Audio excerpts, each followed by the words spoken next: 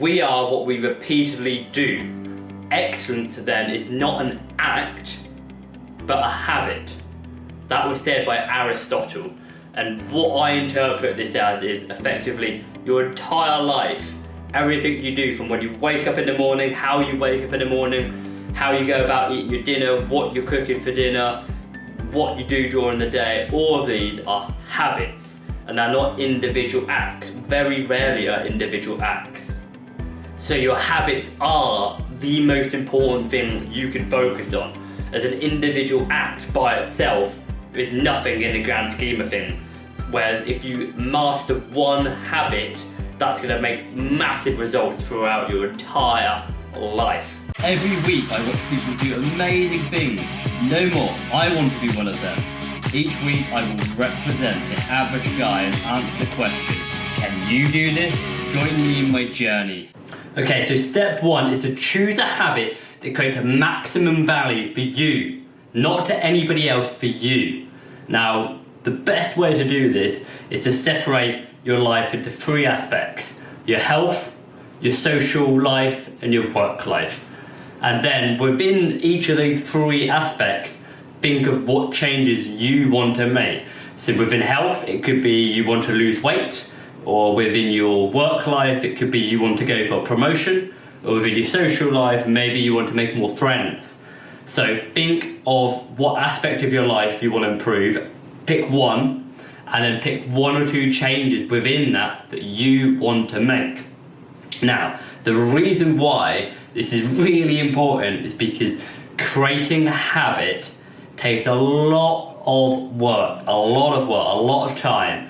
They say that after 66 times repeating your habit, then it becomes a fully formed habit that you can carry out for the rest of your life. That's a lot of time and effort. So you want to make sure whatever habit you pick now is a habit that you want to carry out for the rest of your life. Okay, step two, we need to examine what our current habits are. So we know what aspect of our life we want to change. For me, that's health. And we know what we want to change. For me, that's losing weight. Now, losing weight is not a habit. It's not something I do every day. A habit is something that you can do every day or has some form of a pattern to it. So you can do it multiple times in a week. So my bad habit was not exercising, and my new habit is going to be I want to exercise more. Make sure you've identified your own bad habit and how you want to improve it before we move on to step 3. I hope you're enjoying the video so far. Please help and support me. I'm trying to get to 100 subscribers by the end of June. If you could hit that subscribe button, I would love it. Thank you. Okay, step number 3. We're going to define our habit. Let's be more specific. So my habit was to exercise more. Let's make it more specific so we know exactly when we've completed our habit. So I'm going to make it so I exercise at least 3 times a week. At that point, I know I've passed my habit. On top of that, we're also going to add in some thresholds. So every time I go and exercise, I want to do it for at least 10 minutes or 60 minutes. As long as it's within that range, I have now passed. And you might be like, 10 minutes, that's nothing, right? 10 minutes of exercising is pointless. The most important thing here is that you go out and you do it, so that you're building that habit up. There will be some days in the next few months where you will not have the motivation to go out and carry out whatever your habit is. So on these days, it's vital that you have that lower threshold so that you can still create that automation in your body's still getting used to it, and you still are able to complete your habit, even when you have no motivation. And that higher threshold, it allows you to go out and have a target to match. So on those days, when you have more energy, you're putting more expenditure into completing what your habit is. Now, having this lower threshold will allow you to achieve this magic number of 66 times before it's a habit quicker, and hopefully that will allow you to sustain it over a longer period of time. Okay, great. Now we're on to step 4. We just need to go out and create and do the actual habit itself. Easy, right? Well, maybe not. Let's give you a few more tips on how you can make sure it sustains. The first one is to create a cue. A cue is a trigger, so whenever you do this cue, you will remember, I need to go and do this habit. For me, my cue is to go and have a coffee.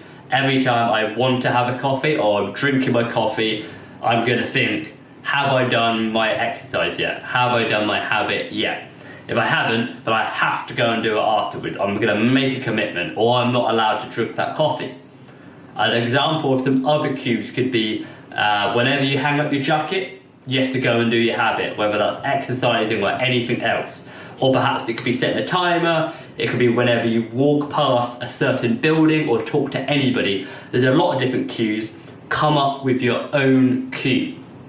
Okay, your cue has just triggered your memory, you're now doing the habit within your threshold, you're highly motivated because this is something that you really want to do and you've just finished it. Great. Now you need to do one of the most important parts in order to make sure it sustains, and that is to give yourself a reward.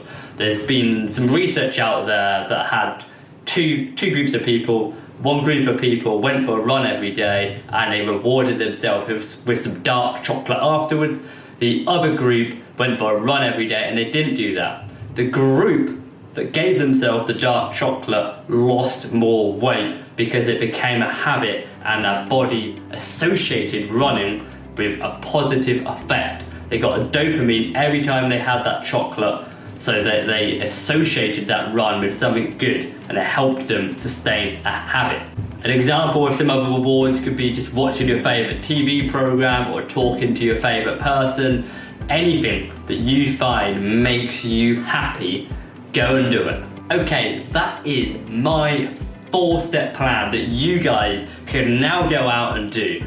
If you have any questions, leave a comment below.